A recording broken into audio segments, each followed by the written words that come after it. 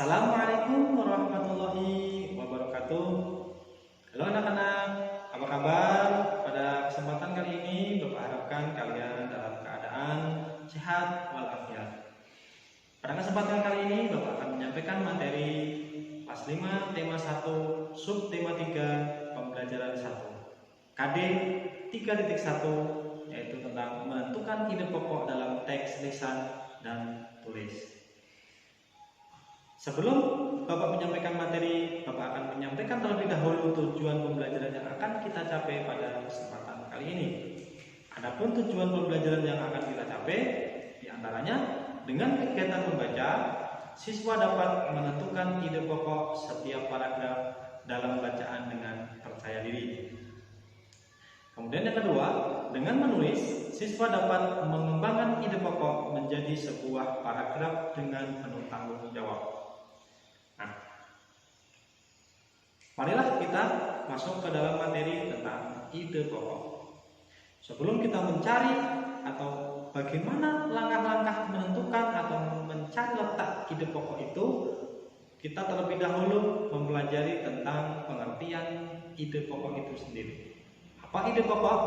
Ide pokok itu adalah suatu ide atau gagasan yang menjadi pokok pengembangan suatu paragraf. Ide pokok ini terdapat dalam kalimat utama. Ide pokok biasa juga disebut dengan gagasan utama atau gagasan pokok. Ingat, dalam satu paragraf hanya ada satu ide pokok. Kemudian kalimat utama.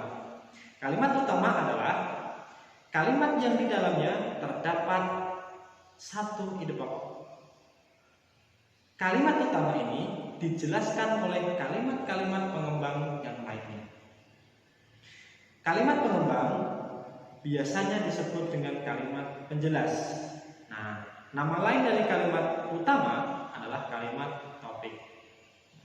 Kemudian pengertian kalimat penjelas. Apa sih kalimat penjelas?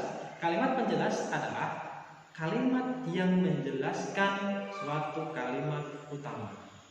Baik anak-anak, langsung saja kita ke materi tentang menentukan di mana letak ide pokok, ya, menentukan di mana letak ide pokok itu atau pikiran utama itu berada. Agar lebih jelasnya, Bapak akan memberikan contoh dalam suatu paragraf. Yang pertama, contoh Bapak yang akan disampaikan adalah contoh paragraf deduktif. Apa itu paragraf deduktif? Paragraf deduktif itu adalah paragraf yang kalimat utamanya itu terletak di awal paragraf. Ingat, paragraf deduktif itu adalah kalimat utamanya terletak di awal paragraf. Kemudian setelah kalimat utama barulah diikuti oleh kalimat-kalimat penjelas. Contoh seperti ini. Seseorang akan diuji dengan apa yang ia miliki.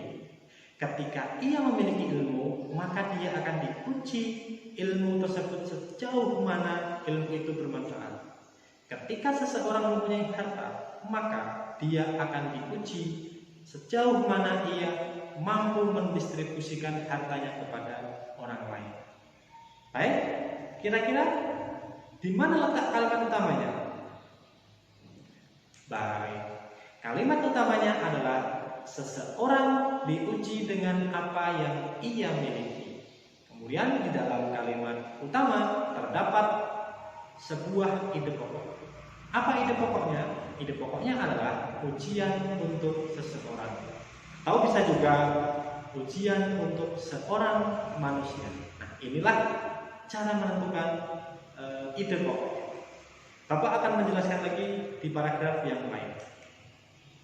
Baik. Paragraf selanjutnya, kanker masih menjadi pembunuh nomor 1 di Indonesia. Hal ini dipengaruhi oleh gaya hidup yang tidak baik, pola makan yang tidak teratur, merokok, dan lain-lain. Setiap manusia berisiko untuk terkena penyakit kanker. Karena di dalam setiap tubuh manusia terdapat sel kanker pasif yang sewaktu-waktu bisa menjadi aktif akibat dari penurunan antibodi yang disebabkan oleh gaya hidup yang tidak baik. Baik anak-anak, dari paragraf tersebut Di mana atau apa kalimat utamanya? Iya, kalimat utamanya adalah kanker masih menjadi pembunuh nomor 1 di Indonesia. Karena paragraf ini merupakan paragraf deduktif, yaitu kalimat utamanya berada di awal paragraf. Kemudian apa ide pokoknya? Ide pokoknya adalah kanker masih menjadi pembunuh nomor 1 di Indonesia. Baik anak-anak, selanjutnya Bapak akan menjelaskan juga tentang contoh yang kedua, yaitu paragraf induktif. Apa paragraf induktif? Paragraf induktif adalah suatu paragraf yang kalimat utamanya berada di akhir paragraf. Kemudian kalimat penjelasnya berarti berada di awal paragraf. Kalimat penjelas dahulu, kemudian yang terakhir adalah kalimat utamanya. Langsung saja Bapak berikan contoh untuk paragrafnya. Kita baca sama-sama. Ini adalah pelajaran yang mesti diketahui setiap orang tua. Doa mereka sungguh ajaib jika itu ditunjukkan pada anak-anak mereka. Jika orang tua ingin anaknya menjadi anak yang soleh dan baik, maka doakanlah mereka, karena doa orang tua adalah doa yang mudah diijabah. Jika orang tua mendoakan jelek pada anaknya, maka itu pun akan terkabulkan. Jadi orang tua mesti hati-hati dalam mendoakan anaknya. Nah, kira-kira dari paragraf tersebut apa kalimat utamanya? Iya, kalimat utamanya adalah jadi orang tua mesti hati-hati dalam mendoakan anaknya. Karena paragraf tersebut merupakan paragraf induktif yang kalimat utamanya berada di akhir paragraf. Kemudian kita bisa menentukan ide pokoknya. Ide pokok itu berada di dalam kalimat utama. Apa ide pokoknya?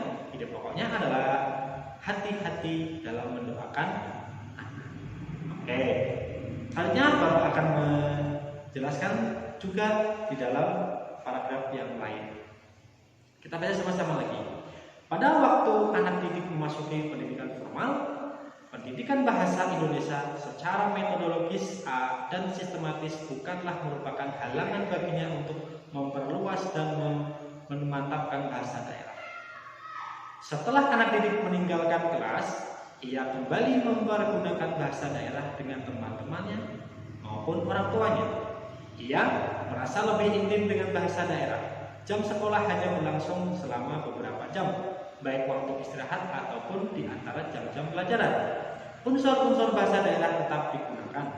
Ditambah lagi jika sekolah itu bersifat homogen dan gurunya pun penutur asli bahasa daerah itu. Faktor-faktor inilah yang menyebabkan pengetahuan si anak terhadap bahasa daerahnya akan tetap maju. Baik anak-anak, apa kira-kira kalimat utama dari paragraf tersebut?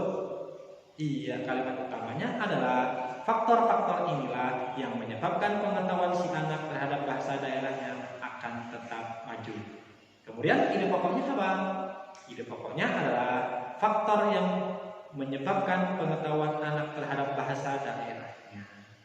Baik, kesimpulan dari apa yang Bapak sampaikan ini adalah ide pokok itu adalah suatu permasalahan, suatu masalah yang utama yang dibahas di dalam suatu paragraf. Jadi pokok permasalahan yang dibahas dalam suatu paragraf. Kemudian ide pokok itu terletak pada kalimat utama. Itulah kuncinya dalam menentukan ide pokok. Baik anak-anak, sampai di sini dulu penjelasan dari Bapak tentang ide pokok. Mudah-mudahan kalian bisa memahami apa yang telah Bapak sampaikan ini. Tetap semangat untuk belajar, jaga kesehatan. Bapak akhiri, Assalamualaikum warahmatullahi wabarakatuh.